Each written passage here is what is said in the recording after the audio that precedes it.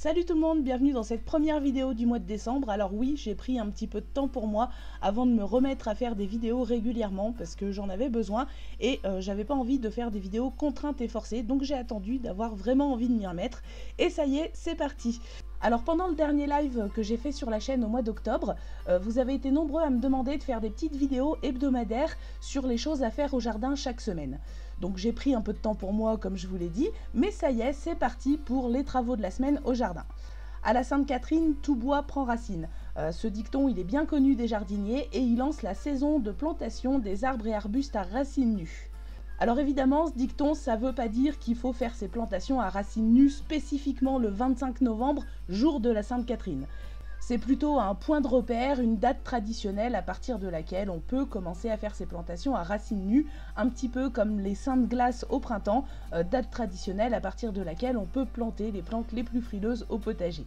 Et pour cause, cette date du 25 novembre, elle correspond, en principe, en théorie, au moment auquel les arbres à feuilles caduques, donc les feuillus, ont perdu leurs feuilles. Sauf que là, actuellement, autour de chez moi, probablement en raison de l'automne particulièrement doux qu'on a eu, notamment au mois de septembre et même une partie du mois d'octobre, eh bien les feuillus n'ont pas encore tous perdu leurs feuilles. Et d'autre part, la saison de plantation des arbres et arbustes à racines nues, elle ne fait que commencer et elle va se prolonger pendant tout l'hiver, à condition évidemment qu'il ne gèle pas au moment où vous faites vos plantations. Mais ça se prolonge jusqu'au début du mois de mars, donc pas de panique, vous avez le temps, vous n'êtes pas obligé de planter spécifiquement le 25 novembre. Alors vous l'avez compris, c'est pas la peine de se précipiter, vous avez quelques mois devant vous pour effectuer vos plantations d'arbres et d'arbustes à racines nues, mais rien ne vous empêche d'aller rendre visite aux pépiniéristes autour de chez vous pour glaner quelques renseignements sur les variétés adaptées à votre climat, à votre terroir, etc. Et surtout, n'hésitez pas à multiplier les espèces et les variétés pour favoriser la biodiversité. Le repos végétatif des plantes vivaces, c'est également un bon moment pour faire des boutures. Je vous ai fait récemment une vidéo sur le bouturage à l'étouffée des rosiers et sachez que la technique que je vous ai montrée, elle fonctionne très bien pour la plupart des arbustes. Du coup, je vous remets le lien en haut de cette vidéo et dans la description pour ceux que ça intéresse ou ceux qui ne l'ont pas vu. Pour les débutants, notez que les petits fruitiers type groseillier, cassissier, framboisier, etc. se bouturent très bien et très facilement, avec un excellent taux de réussite. Je vous avais d'ailleurs fait une vidéo à ce sujet il y a quelques années, mais comme elle date un peu, je vais vous remettre les images maintenant pour ceux qui ne l'ont pas vue. Alors, petite précision utile, ce que je vous montre en vidéo, c'est ma façon de faire, celle qui fonctionne pour moi, mais ça ne veut pas dire que ce soit une méthode universelle. Bien sûr, il n'existe pas qu'une seule bonne manière de faire les choses, et si vous avez déjà une méthode différente qui fonctionne bien pour vous et qui vous donne de bons résultats, vous n'êtes pas du tout obligé d'adopter ma façon de faire, c'est une parmi d'autres, je le répète, et il y en a plein d'autres qui fonctionnent aussi très bien.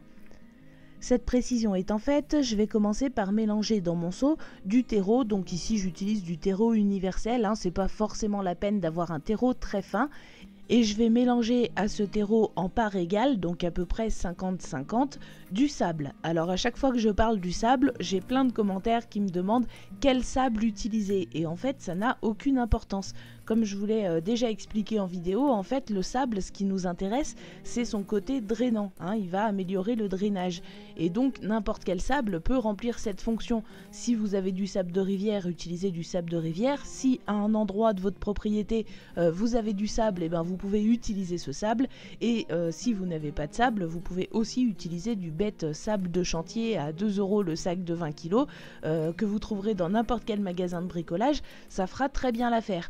La seule chose peut-être, c'est d'éviter le sable de plage de bord de mer, puisque forcément au bord de la mer il risque d'être très salé.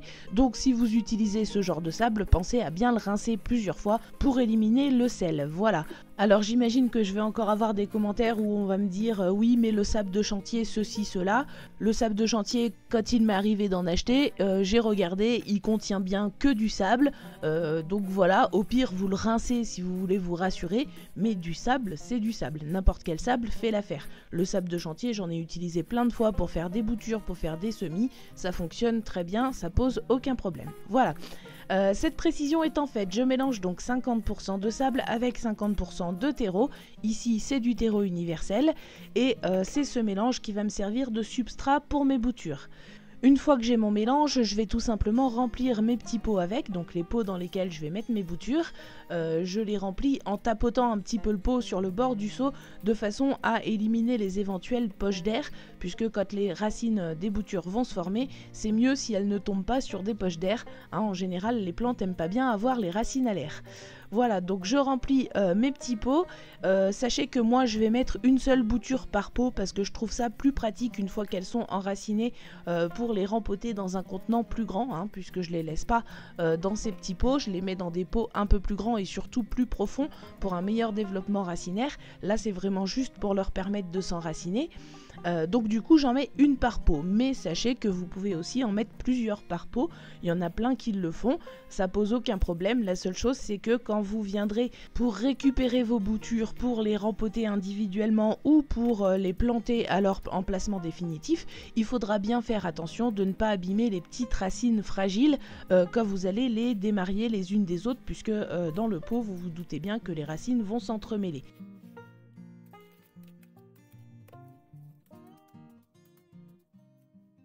Alors on va commencer par quelques petites boutures de vigne. La vigne, c'est une plante qui se bouture assez facilement et pour ça on va utiliser des rameaux de l'année dernière. Alors il paraît que les boutures de vigne prennent mieux et plus facilement quand on utilise des rameaux pas trop fins. Pour ma part, j'ai fait avec ce que j'avais et de toute façon, honnêtement, j'ai jamais remarqué que les boutures de vigne prenaient moins bien quand on utilise des rameaux assez fins. Donc je sais pas, j'ai peut-être eu de la chance ou j'ai peut-être des variétés de vigne particulièrement faciles à bouturer, je ne sais pas, mais en tout cas, j'ai fait avec ce que j'avais et je coupe donc ces rameaux à 3 yeux. Voilà, 1, 2, 3, 2 yeux qui seront enterrés dans le substrat et un œil qui restera à la surface du terreau. Les yeux qui seront enterrés dans le substrat vont produire des racines et l'œil qui restera en surface commencera à produire des feuilles puis des branches quand la bouture commencera à se développer. Alors idéalement pour planter votre bouture dans le terreau, faites un pré-trou avec un petit morceau de bois. Ça évitera d'avoir à forcer sur les boutures pour les enfoncer dans le substrat parce que tant qu'à faire, autant essayer d'éviter de les abîmer. Et si jamais, comme moi, vous utilisez des contenants peu profonds, assurez-vous d'avoir bien 2 yeux enterrés, quitte à rajouter du substrat pour avoir au moins 2 yeux dans le substrat qui puissent produire les futures racines de la bouture.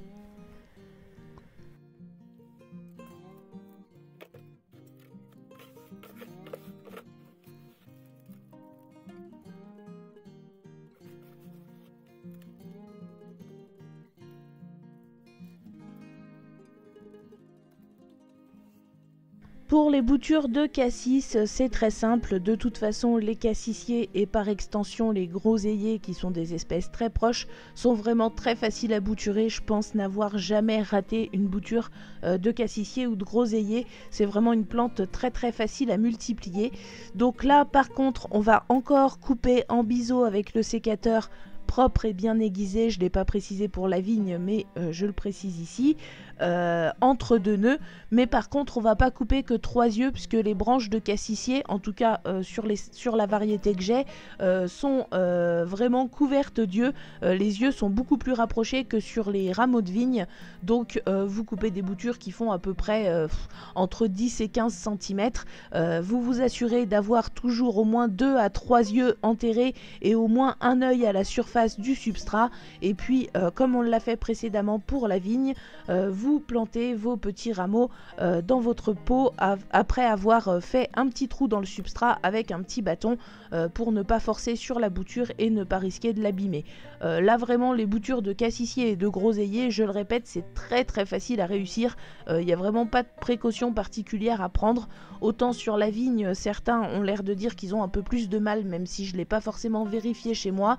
Autant sur les cassissiers et les groseilliers, vous n'avez vraiment pas à vous inquiéter, même des tout petits bouts de tige, ça vous donnera un nouvel arbuste. C'est vraiment très facile à multiplier. Voilà, donc à partir de là, la seule chose que vous avez à faire jusqu'à ce que vos boutures redémarrent, c'est de surveiller que le substrat reste bien humide. Pour ça, moi, je vais faire encore un arrosage par capillarité, comme je vous en ai déjà parlé sur les vidéos sur les semis. C'est-à-dire que je vais mettre de l'eau dans le bac qui contient les pots avec mes petites boutures, jusqu'à ce que le substrat soit vraiment bien humide. Et une fois que le substrat sera bien humide, j'enlèverai l'excédent d'eau dans le bac pour que l'excédent d'eau dans les petits pots puisse s'évacuer évacuer par les trous des pots et de cette façon je suis sûre d'avoir une humidité suffisante mais pas trop importante, parce que si ça trempait dans l'eau ça pourrait provoquer la pourriture des boutures, et je renouvellerai l'opération quand le substrat commencera à sécher tout simplement. Sans transition, c'est maintenant le moment de la petite anecdote du jour et aujourd'hui on va parler poules. Des chercheurs japonais ont présenté un système d'algorithmes sophistiqués capable de comprendre les poules à partir de leur caquettement. En relation avec des vétérinaires ainsi que des psychologues animaliers, ils ont analysé plus de 100 heures de sons émis par les poules. Fiable à 80%, cette méthode fondée sur l'intelligence artificielle traduirait leur état émotionnel et permettrait de mieux répondre à leurs besoins. En gros, ça permet de comprendre le langage des poules. Les scientifiques souhaitent étendre ce système innovant à d'autres animaux. Voilà, c'était la petite anecdote du jour. J'espère que cette vidéo vous a plu, je vous souhaite à tous un excellent week-end et je vous dis à très bientôt, cette fois-ci pour de vrai, pour une prochaine vidéo.